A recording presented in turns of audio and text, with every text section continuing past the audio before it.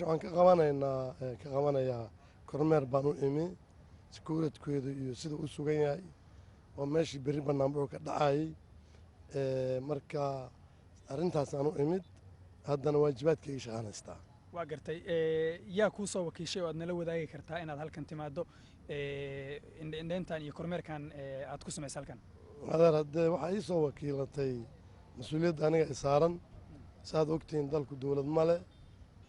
baarlamaanka waqtigiisu waa dhammaaday madaxweyne waqtigiisu waa dhammaaday xukuumadda waqtigeedu waa dhammaaday marka dalku dowlad ma leh marka waxa ay keenay damiirka igu jira ayaana xilka isaaray si loo helo in maaragta la helo in dowlad la ummaddu leedahay oo doorasho ku timaada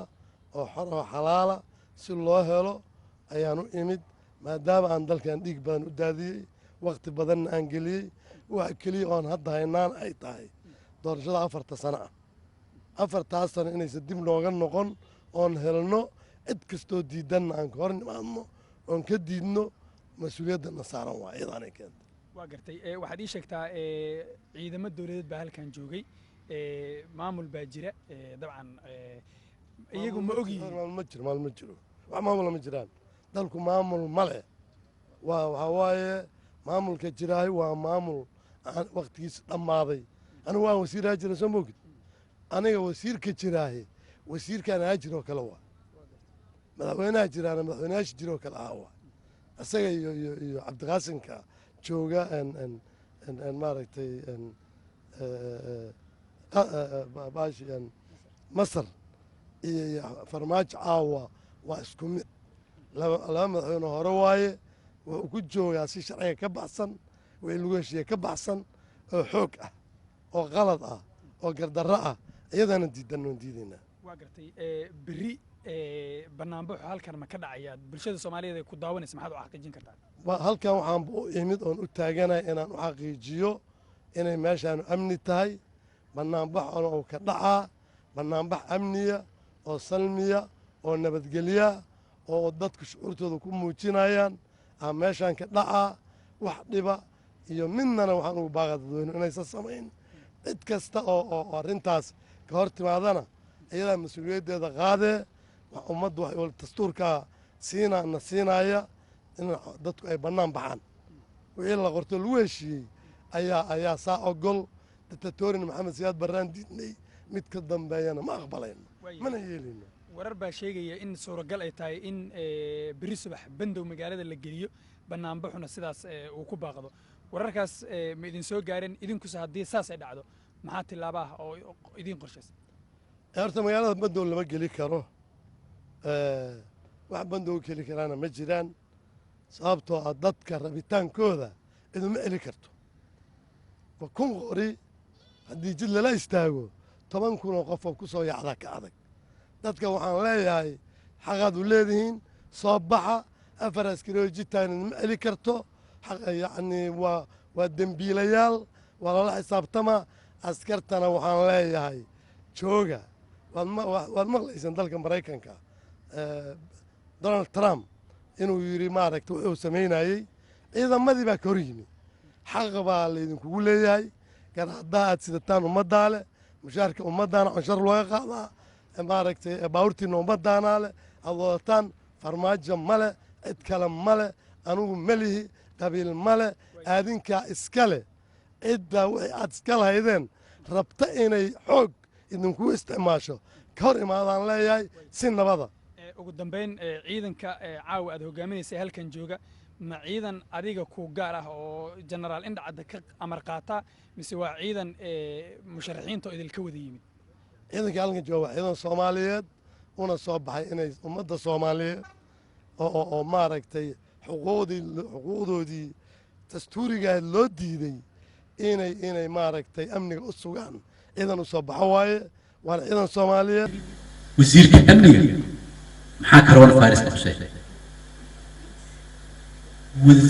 taliyaha xoogga dalka maxaa karoon faaris qabsay taliyaha ciidanka booliska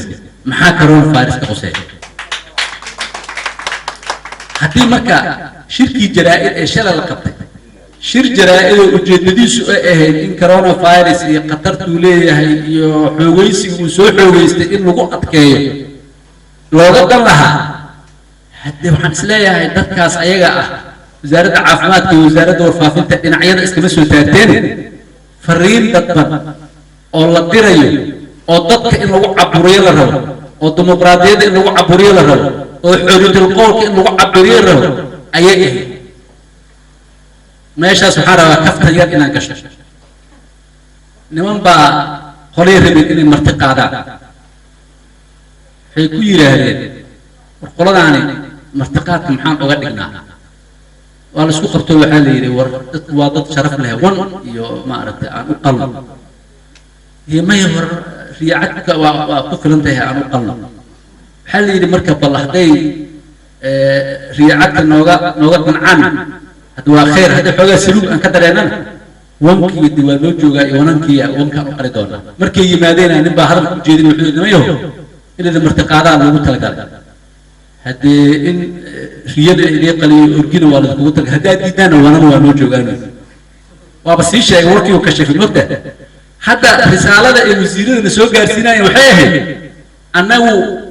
haddaan nahay wasiirkii warfaafinta iyo wasiirkii caafimaadka warkaasaan jeedin haddaad diidaan taliyaha garbayaasheena taaganhay waa ujeedaan warka horta shalay war noocaas u ahaa shalayaanaba aniga sheegay waxaan iri coronaviruska waa la dagaalan dhammaanteena la wada dirreen kulligeen waa kana maaskaasaan wada wadanaa dadka meesha ku jiro maaska wataan waa kana dadka mudaharaadaya maaskaan ugu soo talagalnay waa kana jeelasha aan ugu soo talagalnay ambalaasyadii aan ugu talagalnay dadka caafimaadka ah kuwaan waxaasoo dhan dhammaanteen waa wax aan rabno inaan cudurka bulshadeena halista ku ah aan uga taxadarno meel uga soo wareejeysano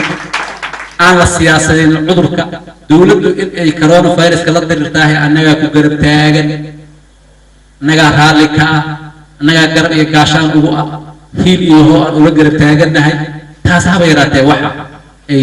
dood ka taagan tahay ama dood ka furan tahay ma aha laakiin waxaan rabnaa cudurkii inaan la siyaasadeen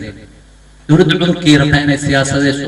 cudurkii rabtaa ujeedooyin siyaasadeed oo guracan oo ayada ay rabto inay ku fushato ayay rabtaa waxaan rabaa inaan maanta wax yaab la idiin sheego xilli doorashaa lagu jiraa xilli kaambeynaa lagu jiraa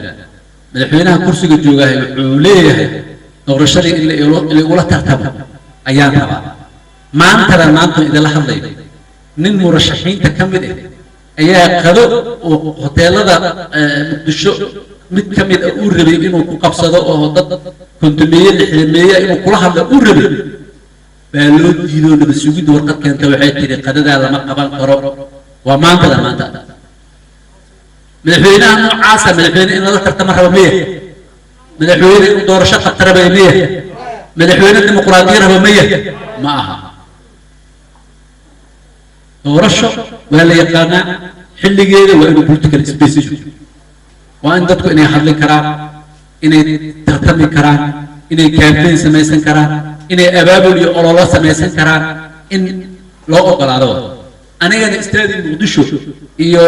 ma aragtay tiyaatarka qaranka iyo hay'adaha dawladda garoonadooda waaweynaan wax alla wixii isku soo bax iyo isku imaansho iyo la kulan iyo shirar iyo hoteelada aan ku qabsanaya